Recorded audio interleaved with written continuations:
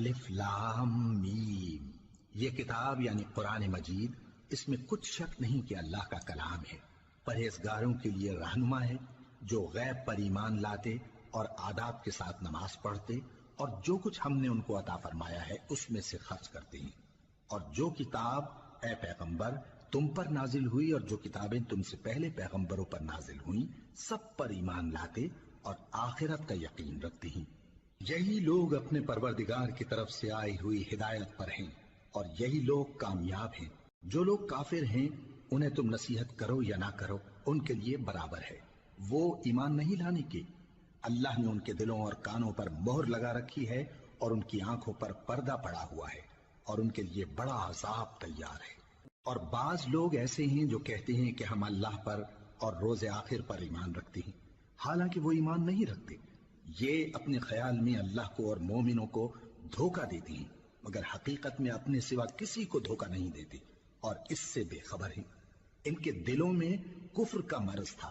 اللہ نے ان کا مرض اور زیادہ کر دیا اور ان کے جھوٹ بولنے کے سبب ان کو دکھ دینے والا عذاب ہوگا۔ اور جب ان سے کہا جاتا ہے کہ زمین میں فساد نہ ڈالو تو کہتے ہیں کہ ہم تو اصلاح کرنے والے ہیں، دیکھو یہ بلا شبہ مفسد ہیں لیکن خبر نہیں رکھتے۔ اور جب ان سے کہا جاتا ہے کہ جس طرح اور لوگ ایمان لے آئے تم بھی ایمان لے آؤ تو کہتے ہیں بھلا جس طرح بے وقوف ایمان لے آئے ہیں اسی طرح ہم بھی ایمان لے آئیں، سن لو کہ یہی بے وقوف ہیں لیکن نہیں جانتے۔ اور یہ لوگ جب مومنوں سے ملتے ہیں تو کہتے ہیں کہ ہم ایمان لے آئے ہیں، اور جب اپنے شیطانوں میں جاتے ہیں تو ان سے کہتے ہیں کہ ہم تمہارے ساتھ ہیں، اور مسلمانوں سے تو ہم ہنسی کیا کرتے ہیں۔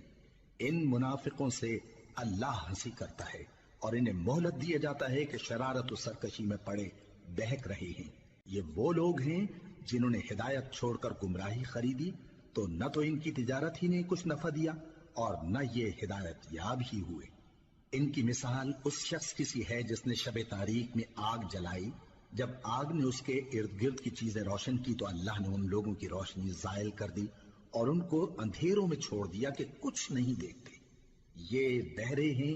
گونگے ہیں، اندھے ہیں کہ کسی طرح سیدھے رستے کی طرف لوٹ ہی نہیں سکتے۔ یا ان کی مثال میں کسی ہے کہ آسمان سے برس رہا ہو اور اس میں اندھیرے پر اندھیرا چھا رہا ہو اور بادل گرج رہا ہو اور بجلی کوند رہی ہو تو یہ کڑک سے ڈر کر موت کے خوف سے کانوں میں انگلیاں دے لے، اور اللہ کافروں کو ہر طرف سے گھیرے ہوئے ہے، قریب ہے کہ بجلی کی چمک ان کی آنکھوں کی بصارت کو اچک لے جائے۔ جب بجلی چمکتی اور ان پر روشنی ڈالتی ہے تو اس میں چل پڑتے ہیں، اور جب اندھیرا ہو جاتا ہے تو کھڑے کے کھڑے رہ جاتی ہیں۔ اور اگر اللہ چاہتا تو ان کے کانوں کی سنوائی اور آنکھوں کی بینائی دونوں کو زائل کر دیتا، بلا شبہ اللہ ہر چیز پر قادر ہے۔ لوگو اپنے پروردگار کی عبادت کرو جس نے تم کو اور